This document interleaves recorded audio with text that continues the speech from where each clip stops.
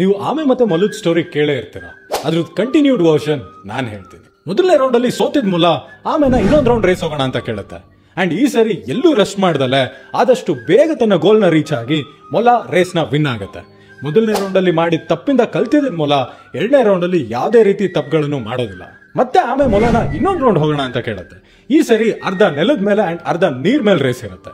ಮೊಲ ನೆಲದ ತನಕ ತುಂಬಾ ಫಾಸ್ಟ್ ಆಗಿ ಹೋಗುತ್ತೆ, ಬಟ್ ನೀರ್ ಬಂದಿದ ತಕ್ಷಣ ನಿಂತ್ಕೊಳ್ಳುತ್ತೆ. ಬಟ್ ಆಮೆ ಸ್ಲೋ ಆಗಿ ನೆಲನ ಕ್ರಾಸ್ ಮಾಡಿ ಹಾಗೆ ನೀರನ್ನು ಕ್ರಾಸ್ ಮಾಡಿ ರೇಸನ್ನ ವಿನ್ ಆಗುತ್ತೆ. ನಾವು ನಮ್ಮ ಸ್ಟ್ರೆಂತ್ಸ್ ಮೇಲೆ ವರ್ಕ್ ಮಾಡಿದಾಗ ಅದು ಸ್ವಲ್ಪ ಸ್ಲೋ ಆದ್ರೂ ಖಂಡಿತ ಸಕ್ಸಸ್ ಆಗೋ ಚಾನ್ಸಸ್ ಜಾಸ್ತಿನೇ ಇರುತ್ತೆ. ಇದಾದ್ಮೇಲೆ ಮೊಲ ಆಮೆನ ಇನ್ನೊಂದು ರೌಂಡ್ ಹೋಗೋಣ ಅಂತ ಕೇಳುತ್ತೆ. ಈ ಸರಿ ನೆಲ ಇರುವಷ್ಟು ದೂರ ಮೊಲ ಆಮೆನ ಅದ್ರ ಮೇಲ್ ಕೂರಿಸ್ಕೊಂಡು ಹೋಗುತ್ತೆ ಅಂಡ್ ನೀರಲ್ಲಿ ಆಮೆ ಮೊಲನ ಅದ್ರ ಮೇಲೆ ಕೂರಿಸ್ಕೊಂಡು ಗೋಲ್ನ ರೀಚ್ ಆಗುತ್ತೆ. ಸೊ ಕಾಂಪಿಟೇಷನ್ ಗಿಂತ ನಾವು ಯಾವಾಗ ಕೊಲಾಬರೇಷನ್ ಅಲ್ಲಿ ಒಂದು ಟೀಮ್ ಜೊತೆ ವರ್ಕ್ ಮಾಡ್ತೀವಿ, ನಮ್ಮ ಗೋಲ್ಸ್ ನ ರೀಚ್ ಆಗೋದು ತುಂಬಾ ಈಸಿ ಕೂಡ ಆಗುತ್ತೆ, ಹಾಗೆ ಫಾಸ್ಟ್ ಆಗಿ ಕೂಡ ರೀಚ್ ಆಗ್ಬೋದು.